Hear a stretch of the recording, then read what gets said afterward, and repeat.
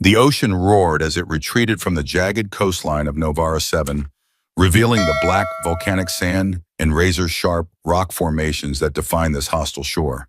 Finn watched the water recede, his weathered face marked by years of battling the elements on this unforgiving world. The sky above hung heavy with purple-tinged clouds, casting an eerie glow over the landscape. Another hour, Finn muttered to himself, checking the primitive timepiece he'd fashioned from local materials. The tides on this planet were nothing like Earth's. When they came with a vengeance. A wall of water that could climb 60 feet in minutes, not hours. Getting caught in the open meant certain death. Finn moved with practiced efficiency, checking the hand-woven nets he'd placed in the tide pools. These daily excursions were dangerous but necessary. The native population, the Navarans, rarely ventured to the shoreline, their physiology ill-suited to the planet's crushing gravity near the water's edge. But Finn had adapted, his human frame growing stronger over the 3 years since the colony ship had broken apart in orbit, scattering survivors across the planet's surface. He'd built his home high on the cliffs, safe from even the most extreme tides. The shelter was crude but effective, constructed from salvaged ship materials and native timber. From there, he could see for miles in every direction, an early warning system for the dangerous weather patterns that swept in from the vast ocean. The first year had nearly killed him. Finn remembered those dark days with a shudder, the desperate scramble to salvage what he could from his escape pod before the tide claimed it.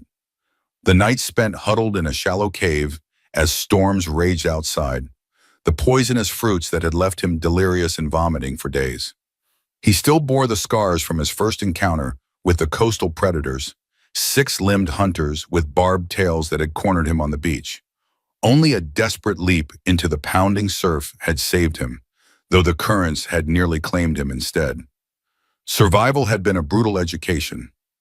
Every mistake exacted its price in blood or pain. But humans were adaptable. That was their strength. He'd learned which plants could be eaten, which would kill, and which could heal. He'd studied the tides until he could predict them with uncanny accuracy. He'd fashioned weapons, a spear tipped with predator barbs, a knife chipped from the strange black glass that formed when lightning struck the beach sand. There had been others from the colony ship once. 6 months after the crash, he'd encountered a group of 3 survivors trekking along the coastline, 2 men and a woman, all former agricultural specialists. They'd stayed with him for a while, but the constant battle against the elements had worn them down. They'd left to seek easier terrain inland, despite Finn's warnings about the predators that roamed the valleys. He never saw them again, though sometimes he still scanned the horizon, hoping for a signal fire or some sign they'd survived. Last year, he'd found evidence of their fate. While hunting in a valley 10 miles inland, he'd stumbled upon the remnants of a makeshift camp, torn fabric from colony uniforms, broken tools, and 3 simple markers fashioned from ship debris. The predators had found them first. Finn had stood vigil by those crude graves for hours, the weight of solitude pressing down on him like the planet's relentless gravity. After that, he'd stopped looking for other survivors. Better to focus on his own survival than to nurture false hope. A flash of movement caught his eye, unusual during low tide when most native creatures retreated with the water. Squinting against the dim light, Finn spotted a small figure racing across the exposed seabed toward him. The blue-skinned child couldn't have been more than 8 years old by Earth standards, its 4-fingered hands waving frantically as it navigated the treacherous terrain with remarkable agility. "Ludnos! Ludnos!" the child shouted, using the Novaran word for human. Despite his isolation, Finn had learned enough of their language to communicate. "Help, please! Human, my mother is trapped!" Finn dropped the net he was repairing and straightened up, immediately alert. "Where?" he asked, grabbing his pack of tools and the sharpened spear he never traveled without.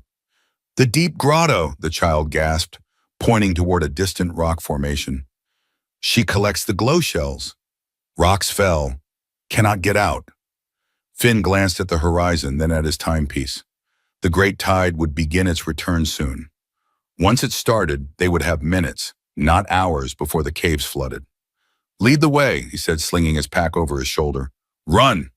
The child, a female Finn now noticed, sprinted ahead with surprising speed. Despite the crushing gravity near the shoreline, She moved with the desperation of someone whose world was about to collapse. Finn followed, his muscles burning with each step across the wet black sand. "Your name?" Finn called as they ran. "Ilya," she responded without slowing. "My mother is Nira. She provides for our pod." Finn processed this information as they navigated around massive tide pools and jagged rock formations. The Novarans lived in family groups they called mods, typically extended families led by a matriarch who made decisions and provided resources. If Nira was trapped, her entire pod would suffer. As they ran, the beach began to tremble beneath their feet. Finn recognized the warning signs: a pre-tide tremor caused by the massive gravitational forces that drove Novara 7's extreme tidal patterns. They were running out of time faster than he had calculated. "Faster," he urged Ilya, who was already pushing her physical limits. The tremors intensified and small fissures began opening in the wet sand around them, releasing jets of trapped air from below. In the distance, he could hear the first low rumble of the returning tide. They reached the grotto entrance, a yawning black maw in the cliff face, just as Finn's timepiece indicated 40 minutes until the tide's return. Inside, a pile of collapsed rock blocked the main passage, with only a small opening near the top. "Mother," Ilya called through the gap, "the human comes to help." A weak voice responded from deep within the cave. "The water returns soon. Go to high ground, Ilya." Finn assessed the blockage. The rocks were too large to move quickly, and digging would likely cause more collapse. He examined the cliff above them, remembering the geology of these coastal formations. "These grottos usually have blowholes," he said, pointing up, "openings where water and air escape during high tide. If we can find it—" Ilya nodded frantically. "Yes, the breath of the sea, but it's up there." She pointed to the sheer cliff face that rose at least 30 feet above them. Finn uncoiled a length of rope from his pack, salvaged from the ship's rigging and reinforced with native fibers. "I'll climb. You stay here and keep talking to your mother." Without waiting for a response, Finn began scaling the slick rock face. Years of shipbuilding had made his hands strong, and survival on Novara 7 had honed his body to peak condition. Still, the wet, algae-covered stone provided treacherous handholds, and twice he nearly fell. The alien gravity that was crushing near the water's edge lessened slightly with elevation, giving him some advantage as he climbed higher. Halfway up, disaster struck. The outcropping Finn had used for support crumbled beneath his weight. He plummeted 10 feet before his reflexes kicked in, allowing him to grab a narrow ledge. Pain shot through his shoulder as the joint absorbed the shock of his full body weight. Blood oozed from his lacerated palms, making the climb even more treacherous. Below, Ilya cried out in alarm. "I'm fine," Finn called down, though he was far from it. His left arm threatened to give out, and he could feel warm blood trickling down his forearm. Gritting his teeth, he forced himself to continue. There was no time for pain, not with a life at stake. The rock face vibrated with increasing intensity, another warning sign. The tide was approaching faster than normal. Something about the planetary alignment today was accelerating the tidal forces. It wasn't just Nira's life at stake now, but all three of them if they didn't move quickly. "Can you still hear your mother?" Finn called down. "Yes, she says water already coming in at her feet." Finn's heart raced. The tide was beginning earlier than expected. They had less time than he thought. 20 feet up, he found what he was looking for, a narrow vertical shaft descending into the rock. During high tide, water would compress air in the cave system, forcing it out through this natural chimney. Now it might serve as their only chance for rescue. "I found it," he shouted down to Ilya. "I'm going to lower a rope. Tell your mother to tie it around herself." Finn secured his position and dropped the rope down the blowhole, praying it was long enough to reach the trapped Novaran. For tense moments, he felt nothing. Then 3 sharp tugs signaled that Nira had the rope. "She has it," Ilya confirmed from below. Finn braced himself against the rock face, wrapping the rope around his waist and shoulders in the sailor's harnesses he'd used countless times on Earth's ocean vessels. The tide would be rushing in now, filling the lower chambers of the grotto with crushing force. "Pull, Ilya," Finn instructed. "Help me pull." Together they strained against the rope. Finn could feel the weight at the other end, heavier than he expected. The Novarans appeared slender, but their dense muscle structure made them surprisingly heavy in Earth relative terms. Suddenly, a spray of seawater erupted from the blowhole, the first surge of the incoming tide compressing the air in the cave system. Time was running out. Pull! Finn roared, muscles screaming as he leaned back against his precarious perch. Inch by inch, the rope moved upward. First, a blue hand appeared, grasping the edge of the blowhole, then a head. The female Novaron was larger than Finn had anticipated, her skin a deeper blue than her daughter's, marked with the elaborate ridge patterns that denoted age and status among their species. With a final heave, Finn pulled Nera free of the blowhole just as another, stronger spray of water erupted behind her. She collapsed onto the narrow ledge beside him, gasping for breath, her gill-like respiratory slits fluttering rapidly at her neck. "Thank you, human," she managed between labored breaths. "The shells, I dropped them." "Forget the shells," Finn said, already securing a new rope anchor for their descent. "We need to get higher before the main tide reaches us." Below, Aaliyah was jumping and calling out in relief, but her celebration was short-lived. A distant roar echoed across the water, the sound of the approaching tide wall. During extreme low tides like today, the returning water didn't simply rise gradually, but came as a massive surge, a wall of water that could reach heights of 20 feet in its initial rush. "Aaliyah, run for the high path!" Nera shouted down to her daughter, suddenly alert to the new danger. The child immediately turned and sprinted toward a narrow trail that wound up the cliffside, designed by the Novarons for quick escape during tide emergencies. Finn helped Nera to her feet, noting the deep cut on her leg that oozed greenish blood. "Can you climb down?" he asked, pointing to the route he'd used to ascend. Nera shook her head. "Not quickly enough." She pointed to another path that circumvented the worst of the cliff face. "This way leads to the high ground." Together they scrambled across the rock face as the roar of the approaching water grew louder. Finn glanced back to see a dark line on the horizon. The tide wall was visible now, racing toward the shore with frightening speed. They reached the high path just as the rock beneath their feet began to tremble. The first wave had struck the base of the cliff. Chunks of stone broke free, tumbling into the churning water below. A crack appeared in the path ahead, widening even as they watched. "Jump!" Finn shouted, grabbing Nera's arm. They leaped across the growing fissure just as the section of path behind them collapsed. Nera landed awkwardly, her injured leg buckling beneath her. Finn caught her before she could fall, half carrying her as they continued their desperate climb. They reached Aaliyah moments later. The child had found shelter in a small alcove, protected from the wind that had begun to howl around them as the tides approached disturbed the atmosphere. "Mother!" she cried, rushing to embrace Nera. "No time," Finn interrupted. "We need to reach higher ground." The impact of the first massive wave sent tremors through the stone beneath their feet. Water smashed into the rock with enough force to make the entire cliff face shudder.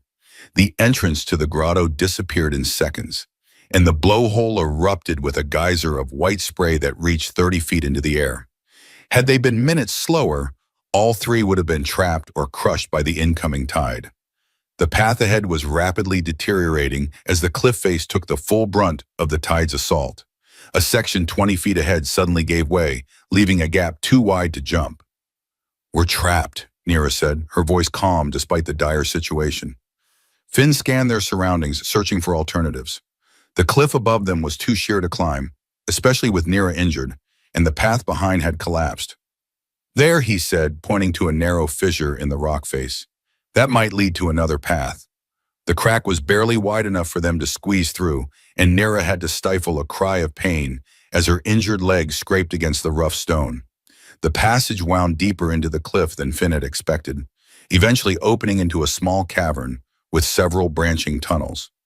"Which way?" Aaliyah asked, her voice echoing in the enclosed space. Finn studied the tunnels, noting the faint breeze that came from one. "Airflow means an exit," he said, pointing to that passage. "This way." The tunnel climbed steadily upward, sometimes so narrow they had to turn sideways to progress. Twice they had to backtrack when the passage ended in a dead end. Time was running out. The tide would continue to rise for hours, potentially flooding even these higher tunnels. As they navigated the dark passage, Aaliyah suddenly froze. "Listen," she whispered. Finn strained his ears and caught it, a faint scratching sound coming from somewhere ahead of them. Something else was in these tunnels. "Stay behind me," he instructed, gripping his spear tightly as they proceeded with greater caution. The tunnel widened into another small chamber, and Finn's makeshift torch illuminated something that made his blood run cold. Sprawled across the stone floor lay the desiccated remains of another Novaran, its body partially mummified by the dry air. The cause of death was clear. Deep gouges in the blue-tinged skin and a skull crushed by powerful jaws. A ridgeback, Nira breathed, recognizing the kill pattern. They hunt in these caves during high tide, when their usual prey is driven to higher ground. As if summoned by her words, a low growl echoed through the chamber. From a shadowed tunnel opposite their entrance, two gleaming eyes reflected the torchlight. The predator emerged slowly. Neoi, a sinuous four-legged creature with a ridge of bony plates running down its spine and jaws that could crush rock. It was smaller than the six-limbed hunters of the open plains, but in these confined spaces, far more dangerous. "Don't run," Finn said quietly. "It triggers their chase instinct." Keeping his movements deliberate, he passed the torch to Nira and readied his spear. The ridgeback watched, its head swaying from side to side as it assessed these intruders into its hunting grounds. Finn had faced these creatures before. They were ambush predators, preferring to attack from behind or above. This one was evaluating whether they were easy prey or too much trouble. He needed to convince it of the latter. With a sudden shout, Finn lunged forward, jabbing his spear toward the creature's face without actually striking it. The ridgeback recoiled, surprised by this aggressive display from what it had considered prey. Finn continued the bluff, shouting and making himself appear larger while keeping the spear between them. The standoff lasted several tense minutes. Finally, the ridgeback backed away, retreating down its tunnel with a final warning growl. It would look for easier prey elsewhere. "It will return with others," Nira warned. "They hunt in small packs." "Then we need to move," Finn replied, reclaiming the torch. They chose a different tunnel, one that sloped more steeply upward. The air grew fresher as they climbed, giving them hope. Finally, just as Finn's makeshift torch was beginning to sputter out, they found an opening. The exit led them to a high ledge well above the waterline, with a clear path up to Finn's cliffside shelter. They didn't stop until they reached Finn's cliffside shelter, well above the high water mark. Only then did they pause to catch their breath and assess their situation. "Your home," Nira said, looking around at Finn's modest dwelling with new eyes. "It is well positioned." "Necessity," Finn replied simply, retrieving his medical supplies, a mixture of salvaged colony materials and native remedies he'd discovered through trial and error. "Let me see your leg." As he cleaned and bandaged the wound, Finn learned more about his unexpected guests. Nira was not just a provider for her pod, but their leader, one of the most respected elders in the coastal Novaran community. The shells she had been harvesting contained a substance that, when processed correctly, could treat a respiratory illness affecting several pod members. "Our healer can create more medicine," Nira assured him when Finn expressed concern about the lost shells. "But without you, our pod would have lost much more today." She placed a four-fingered hand on his arm, a significant gesture from a species that typically avoided physical contact with outsiders. "We owe you a life debt, Finn of Earth." The storm that rolled in that evening made it impossible for Nira and Alea to return to their pod. Wind howled around Finn's shelter, driving rain against the reinforced walls with relentless fury.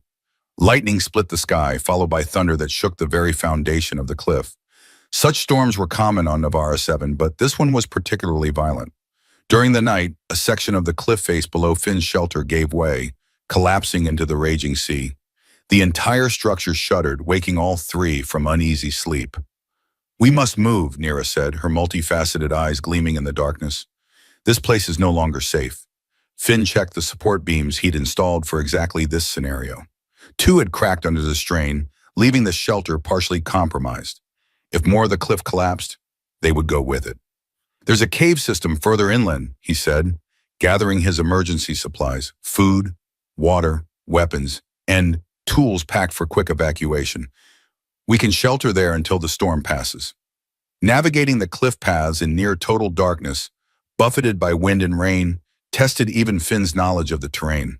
Twice they were forced to backtrack when fallen debris blocked their route. Alea stumbled once, nearly plunging over the edge before Nira caught her arm with lightning reflexes.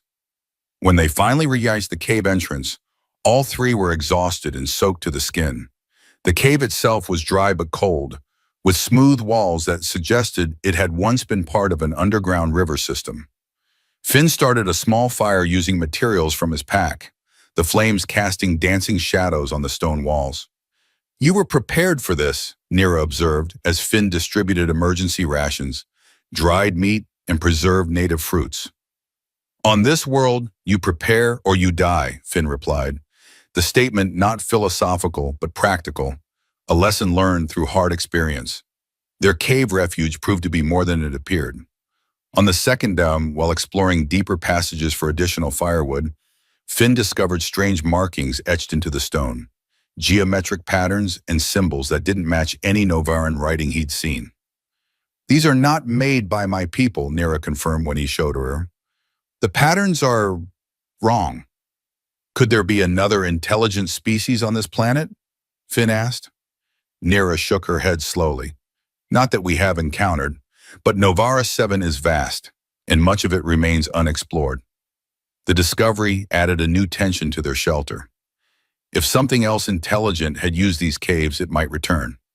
Finn established a watch rotation, and they moved their camp closer to the entrance, ready to flee if necessary. On the third night, as the storm finally began to subside, they heard it, a low, rhythmic scratching from the deeper tunnels. Finn doused the fire immediately, plunging them into darkness. In the dim light filtering in from the cave mouth, he saw Nira pull Ilya close, her body positioned protectively between her daughter and the unknown sound. The scratching grew louder, accompanied now by a chittering noise that raised the hair on the back of Finn's neck. He gripped his spear, positioning himself between his companions and whatever approached. A pale, segmented limb emerged from the darkness, followed by another. The creature that crawled into view was like nothing Finn had seen on this world, a massive arthropod-like being with multiple jointed legs and a hard exoskeleton. Its head bore compound eyes that glowed faintly in the darkness and clicking mandibles that seemed designed for cutting stone. The creature paused, its antennae waving in their direction. Finn held his breath, knowing that a single spear would be little defense against such a creature. Beside him, Nira remained perfectly still, her hand covering Aaliyah's mouth to prevent any sound. For a tense moment, the creature seemed to study them. Then, to Finn's astonishment, it began scratching new markings into the cave floor with one sharp appendage. When finished, it retreated back into the tunnel without aggression, its many legs making that same rhythmic scratching sound as it disappeared. Only when the sound had faded completely did they dare move. Finn cautiously approached the fresh markings, using a small emergency light from his pack to examine them. "It's a map," he realized, tracing the lines with his finger. "It shows the cave system and a way out." "Why would it help us?" Nira asked, still keeping Elia close.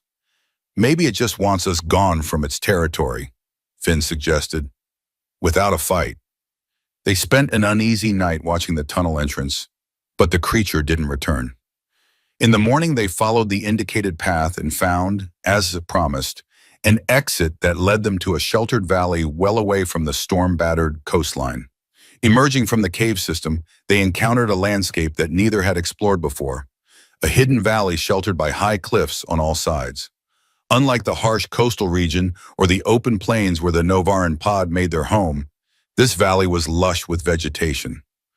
Crystal-clear pools fed by underground springs dotted the area, and strange, luminescent plants grew in abundance. "This place," Nira breathed, her multifaceted eyes wide with wonder. "It's protected from the worst of the planet's weather patterns." Finn nodded, surveying the valley with a shipbuilder's eye. "The cliffs block the wind, the water is fresh, and look." He pointed to several cave openings visible in the cliff walls. "Natural shelter." "We should remember this place," Nira said, "if ever the pod needs to relocate." They spent a day recovering in the valley, replenishing their supplies and allowing Nira's injured leg to rest. Elia explored the pools, discovering fish-like creatures with translucent bodies that darted among the underwater plants. Finn cataloged the edible vegetation, collecting samples to cultivate later. When they finally set out for the Novaran settlement, they carried with them not just the memory of their shared survival, but the knowledge of a potential new home. one better suited to the needs of both species than their current locations. They spent 3 days in the cave while the storm raged outside. During that time, Finn and Nira exchanged stories. He of Earth in the failed colony mission, she of Novaran history and the challenges her people faced adapting to a world that had not evolved to support their biology. We were explorers, she explained, seeking new worlds for study. When our vessel was damaged by an ion storm, we were forced to land here. That was 30 cycles ago. She gestured to her daughter. Aaliyah is of the second generation born on this world. You've adapted well, Finn noted. As have you, she replied, perhaps better than most of your kind. When the storm finally subsided, they emerged to find the landscape transformed. New channels had been carved into the cliffside, and the beach below was littered with debris, some natural, some clearly from Finn's partially collapsed shelter. I'll need to rebuild, he said, surveying the damage with a practiced eye. Stronger this time. Or perhaps, Nira suggested carefully, you might consider another location altogether. The three shared a meal of preserved fish and native tubers, communication limited by language barriers, but enhanced by the universal language of survival and gratitude. As darkness fell, Finn showed them to the small secondary room he'd built for storage. You can rest here, he said, arranging his spare bedding for their comfort. Aaliyah had already fallen asleep, exhausted by the day's trauma. Nira sat beside her daughter, her large, multifaceted eyes reflecting the low light of Finn's oil lamp. You live alone, she observed. No pod? Finn nodded, the familiar ache of isolation washing over him. The ship broke apart. Some of us survived, but we were scattered. I haven't found others. Yet you thrive here, on the edge of the great water. Nira gestured to his well-constructed shelter, the tools he'd fashioned, the stores of food he'd accumulated. Most of my kind avoid this place. The gravity pulls too strongly near the water. Humans adapt, Finn said simply. It's what we do. Perhaps, Nira replied, her voice taking on a formal quality. It is time for you to adapt with others, not alone. Before Finn could process her meaning, she had settled beside her daughter and closed her eyes, ending the conversation with the abruptness typical of Novaran communication. That night, as the storm raged outside, Finn lay awake on his simple bed, turning Nira's words over in his mind. For 3 years, he'd survived by keeping to himself, nursing the pain of loss, not just of Earth, which he'd never see again, but of the colony that had promised a new beginning. The crash had taken everything, including his wife Lyra, whose body he'd buried on a hillside overlooking the ocean. Could he really consider joining others now, becoming part of something again? The thought was both terrifying and oddly comforting, like a forgotten song suddenly remembered. When morning came, the storm had passed, leaving the landscape washed clean. Finn emerged from his shelter to find Nira standing at the edge of the cliff, gazing out over the now calm sea. The double sunrise of Novara 7 painted the water in shades of gold and crimson. My people will be searching for us, she said without turning. They will come from the eastern highlands once the paths are dry. Finn joined her at the cliff edge, keeping a respectful distance. I can guide you back if you prefer not to wait. Nira turned to face him, her expression unreadable to human eyes. That will not be necessary. They will come here. She paused, seeming to choose her next words carefully. Our healer has spoken of you, the solitary human who knows the ways of the great water. Some believed you were merely a story told to younglings. I keep to myself, Finn admitted. Yes, but today that changes. She gestured toward the horizon where several figures could be seen moving along the high coastal path, tall, blue-skinned forms making their way steadily toward Finn's position. My pod comes, and they will want to thank the one who saved their leader. By midday, Finn's normally quiet cliffside had transformed into a hub of activity. 20 Novarans, an entire pod, had arrived, bringing with them supplies, medicines, and an energy that his solitary existence had lacked for years. They treated Nira's wound with their advanced herbal remedies and presented Finn with gifts, handcrafted tools designed to work better with human anatomy than his improvised implements, preserved foods that would expand his limited diet, and most precious of all, a communication stone that would allow him to call for help if needed. These are too valuable, Finn protested as the gifts accumulated. Talon, the pod's master craftsman and Nira's brother, shook his head firmly. A life debt cannot be measured in objects human. These are mere tokens of what we owe. Not all the Novarans were as welcoming as Talon. Finn noticed one male, Corv, he heard others call him, watching from a distance, his posture rigid with what Finn recognized as suspicion. When Corv approached Nira, their conversation became heated, though conducted in tones too low for Finn to overhear. He saw Nira gesture emphatically toward her bandaged leg, then toward Finn. Corv's skin darkened to a deep indigo, a sign of strong emotion among Novarans, before he turned away abruptly. "Forgive my second," Nira said later, when the others had begun their return journey, leaving behind supplies and promises of future visits. Corv lost his mate to outsiders in the southern territories. His distrust is born of grief, not malice. "I understand grief," Finn replied, thinking of Lyra. "And distrust." Nira's multifaceted eyes studied him with unexpected perception. "Yes, I believe you do." Over the following weeks, Finn's isolation gradually dissolved. Members of Nira's pod visited regularly, bringing news, supplies, and increasingly questions about Earth and humanity. Elia became a frequent visitor, her curiosity about human ways matched only by her eagerness to teach Finn about Novaran culture. It was Elia who first convinced Finn to visit the pod's settlement, a collection of elegant structures built into the protected side of a mountain valley, far enough from the coast to avoid the crushing gravity, but close enough to access the resources of the sea through carefully timed expeditions. The journey inland was not without incident.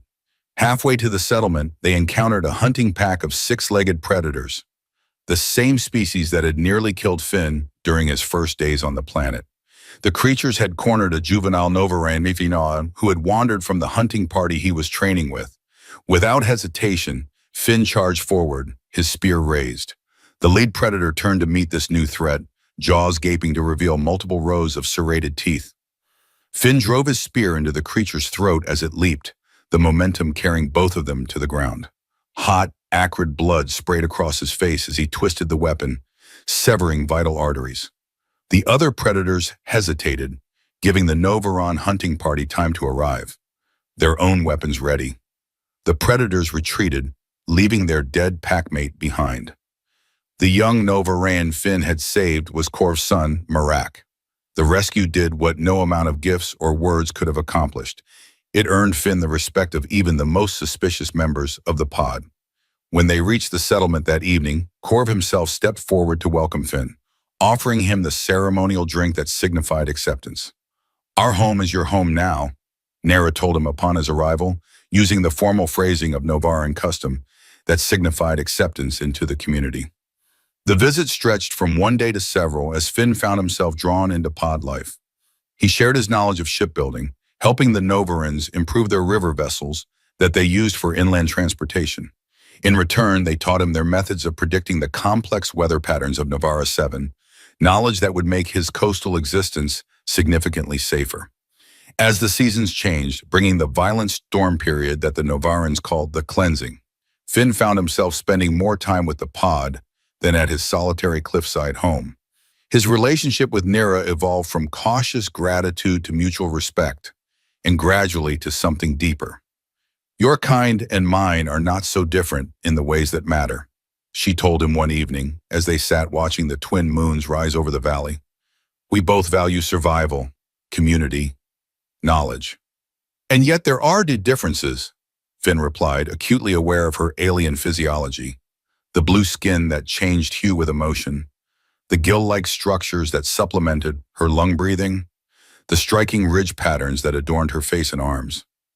"Differences that complement rather than divide," Nira countered, reaching out to place her hand atop his, a gesture of intimacy among her people that was not offered lightly. Their growing closeness did not go unnoticed within the pod.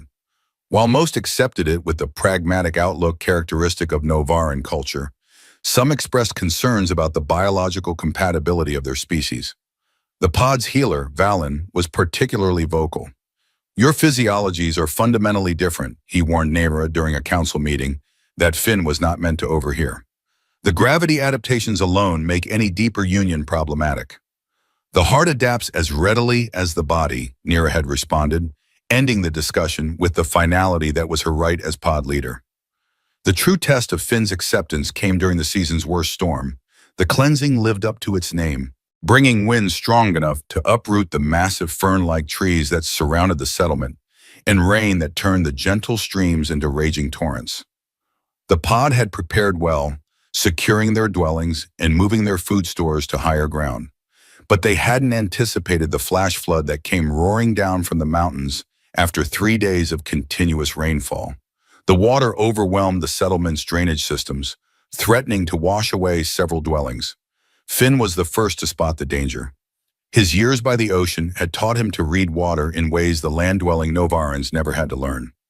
Cut channels here and here, he directed, pointing to locations where the floodwaters could be diverted away from the most vulnerable structures. And we need barriers, anything that can slow the flow. For hours they worked in the pounding rain, Finn alongside the strongest Novaran workers, digging channels and constructing makeshift dams from whatever materials were at hand. When one of the barriers began to fail, threatening to release a wall of water into the pod's main gathering hall, Finn waded into the chest-deep current to reinforce it, nearly getting swept away in the process. By morning, the worst had passed. The settlement had suffered damage, but nothing that couldn't be repaired. More importantly, no lives had been lost. As the Novarans gathered to assess the situation and begin repairs, Corv approached Finn. "You understand water as we never could," he said, an admission that clearly cost him some pride. "My son's life twice over, and now our home. The debt grows." "There is no debt between podmates," Finn replied, using the Novaran phrase he had heard others exchange after mutual aid. Corv's multifaceted eyes widened slightly at Finn's use of the term, then he nodded slowly. "No, there is not."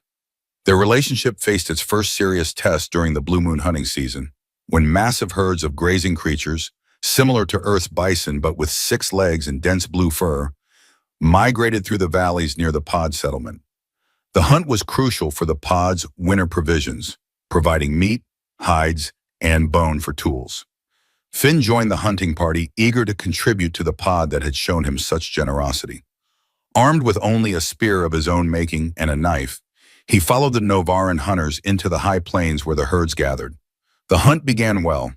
The Novaran strategy was sophisticated, herding smaller groups of animals into natural corrals where they could be dispatched efficiently. Finn's role was to guard one of the perimeter positions, preventing breakaways from the main herd. He didn't see the predator until it was almost upon him. The creature, a sleek, 6-limbed hunter with razor-sharp ridges along its spine, had been stalking the same herd, and Finn had inadvertently positioned himself between it and its prey. The attack came with blinding speed. Finn barely had time to raise his spear before the predator slammed into him, knocking him to the ground. Hot breath reeking of carrion filled his nostrils as razor teeth snapped inches from his face. Only the shaft of his spear, braced against the ground and lodged in the creature's chest, kept those jaws from closing on his throat. In that moment, Finn was certain he would die. His strength was failing against the predator's superior weight and leverage. The spear was bending, close to breaking. Then a blur of blue movement entered his peripheral vision, and suddenly the weight was gone.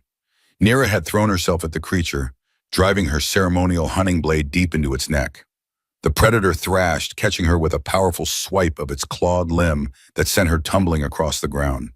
Finn scrambled to his feet, retrieving his spear and driving it with all his strength into the wounded predator's eye. The creature convulsed once, then collapsed. "Nira!" Finn rushed to where she lay motionless, blood seeping from deep gashes across her torso. The wounds were serious. Even he could see that the predator's claws had torn through several of her respiratory slits. The other hunters converged quickly, their victory shouts turning to concerned calls as they saw their fallen leader. With practiced efficiency, they fashioned a stretcher and began the urgent journey back to the settlement, where Velen waited with his healing arts. For 3 days, Finn maintained a vigil outside the healing chamber, leaving only when forced to by other pod members concerned for his health. When finally allowed to see Nara, he was shocked by her weakened state. Her normally vibrant blue skin had faded to a pale cyan, and her breathing came in labored gasps. "You should not have risked yourself," Finn said, taking her hand gently. "Nor you," she replied, her voice barely audible. But we both did. That is the way of those who care for each other. Valen, who had worked tirelessly to save Nira's life, watched their interaction with new understanding.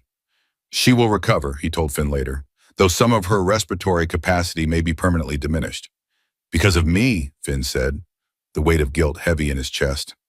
Because she chose to act, Valen corrected.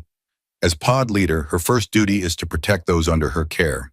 She considers you one of us now. He paused, studying Finn with his multifaceted eyes. Perhaps it is time you accepted that as truth. As Nira's recovery progressed, tensions within the pod reached a breaking point. With their leader weakened, old factions resurfaced. Some, led by Korv, argued that while Finn had proven himself worthy of respect, the growing attachment between him and Nira threatened the pod's future. Others, including Talon and, surprisingly, Valen, defended the relationship. The dispute came to a head during a pod council meeting called to discuss winter preparations. Finn, present as an advisor on coastal weather patterns, found himself the subject of uncomfortable scrutiny when Korv raised the issue directly. Our leader's judgment is compromised, he stated bluntly.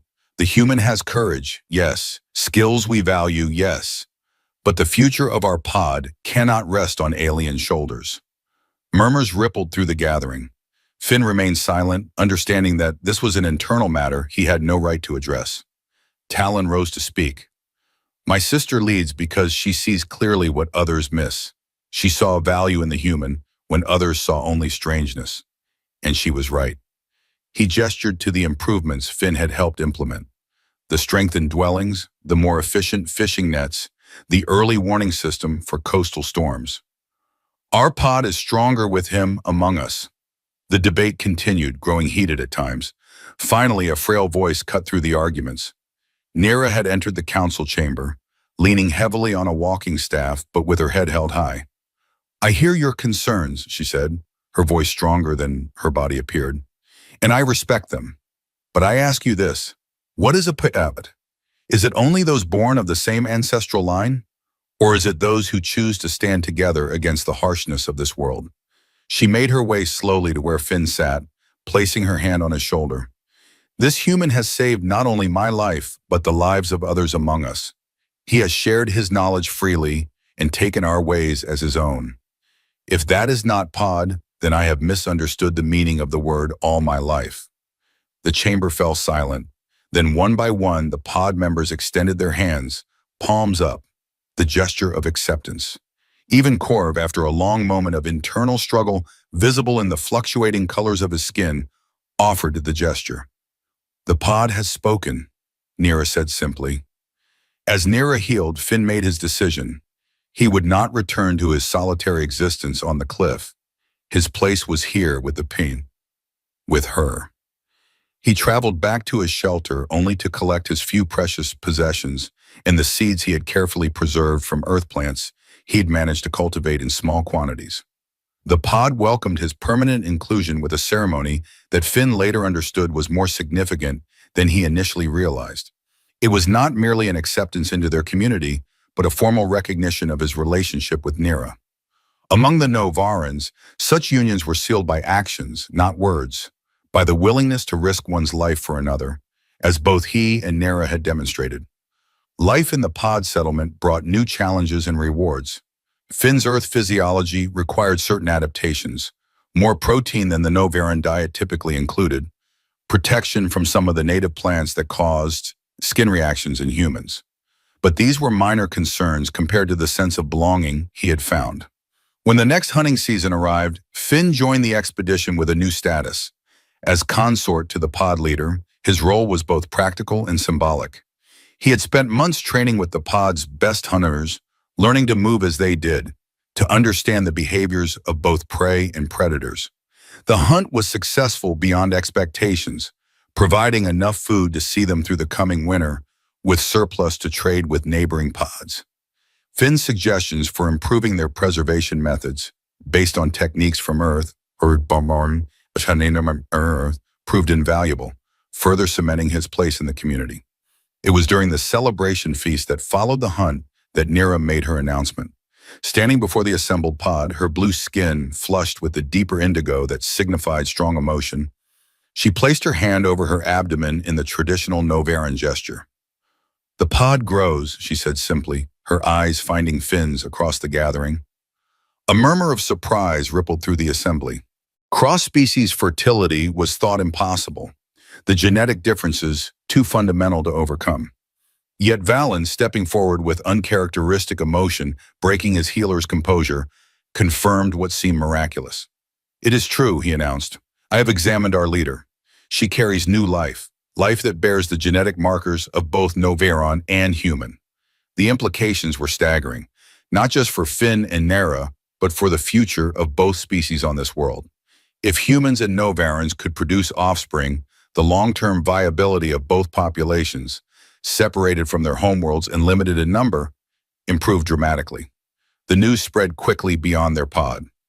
Representatives from other Novaran communities traveled to witness this miracle for themselves, bringing gifts and inevitably concerns.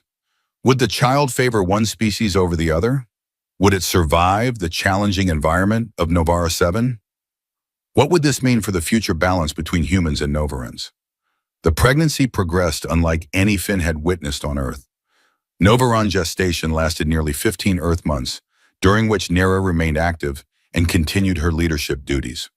Her body changed subtly, her abdominal ridges becoming more pronounced, her skin developing a pattern of lighter spots that Valen explained were typical of pregnant Novarans.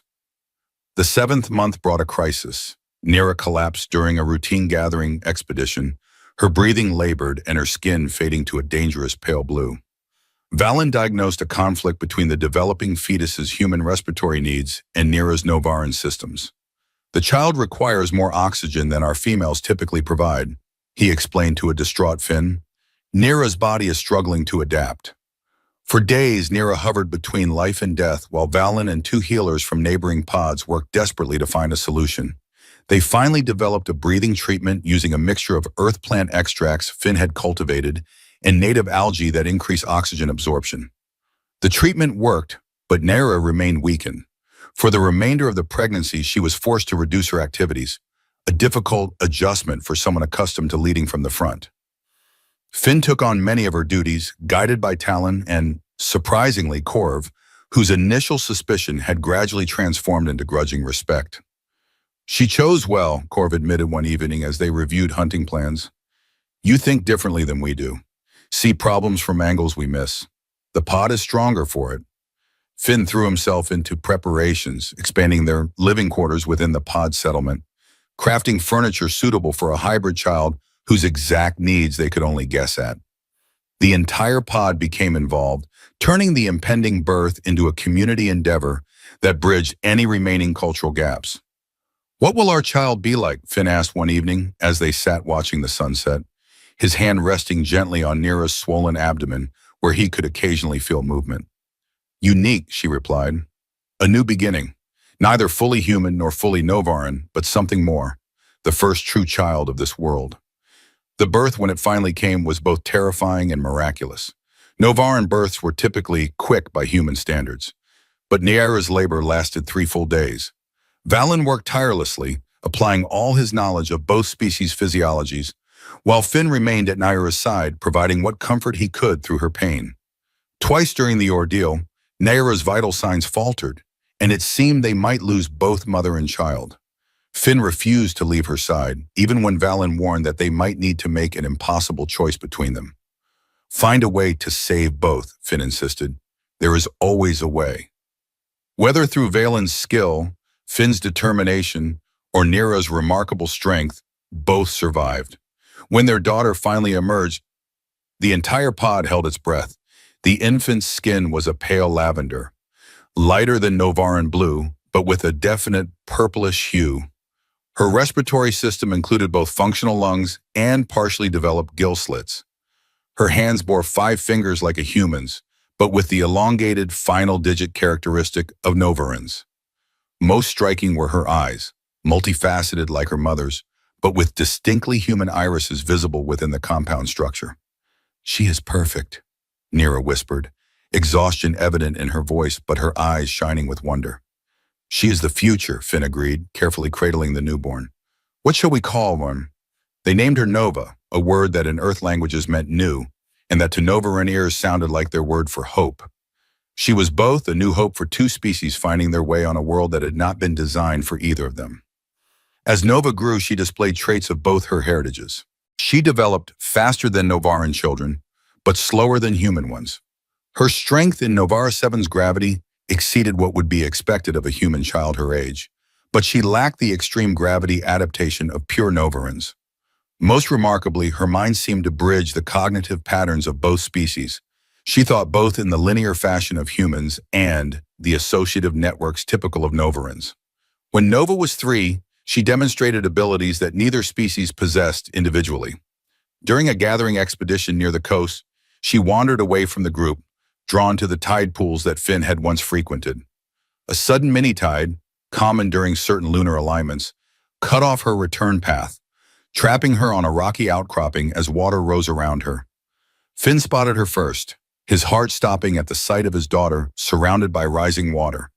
Before he could reach her, Nova did something extraordinary. She slipped into the water and moved through it with ease, her partially developed gill slits allowing her to breathe underwater for short periods, while her human lung capacity gave her the endurance her fully Novaran cousins lacked. She emerged from the water laughing, unaware of the panic she'd caused or the significance of what she'd done. Valen documented the incident meticulously, theorizing that the hybrid physiology might offer adaptations superior to either parent species in certain environments. The pod's first hybrid child became a symbol far beyond their small community. Other human survivors, hearing of the miraculous birth, sought contact with Novaran pods. Trade networks expanded, knowledge was shared, and gradually a new society began to emerge. Neither human nor Novaran, but a blend of both, uniquely adapted to the challenges of their shared world. She will lead someday, Nira predicted, as they watched 4-year-old Nova mediating a complex play dispute among children of both species, the pod having found and welcomed the few other human survivors in the years since Finn's integration. "She'll have choices we never had," Finn replied, "to be Novaran, to be human, or to be something new entirely." On Nova's 5th birthday, by Earth reckoning, Finn took her to visit his original shelter on the cliffside. The structure had been maintained as an outpost for fishing expeditions, but was now seldom used. Standing at the edge of the cliff, looking out over the vast ocean where he had once been so alone, Finn felt the full weight of how far he had come. "This is where you saved Mother," Nova said, her understanding of the story having grown more sophisticated with each retelling. "This is where we saved each other," Finn corrected gently. Nova considered this with the thoughtful expression that always reminded Finn so strongly of Nira. "The great water still looks dangerous," she observed. "It is," Finn agreed, "but we've learned to live with it, to respect it without fearing it. Like how the humans and Novarans learned to live together." Finn smiled, once again struck by his daughter's perception. Exactly like that. As they made their way back to the pod settlement, to home, Finn reflected on the strange path that had led him here. A shipwreck, years of solitude, a desperate rescue, and finally a family and community he could never have imagined. The evening meal awaited them, the entire pod gathering as they did each night, human and Novaran alike sharing food, stories, and the comfortable silence of those who no longer need to explain themselves to each other. Nira met them at the entrance to the Great Hall, her blue hand extended to take Finn's brown one, in the gesture that had become so natural over the years. "Welcome home," she said simply. Finn squeezed her hand gently, watching as Nova ran ahead to join the other children. Some blue, some brown, a few the lavender shade that represented the future they were building together. "Home," he agreed, "not just a shelter against the tide, but a place of belonging, a new world."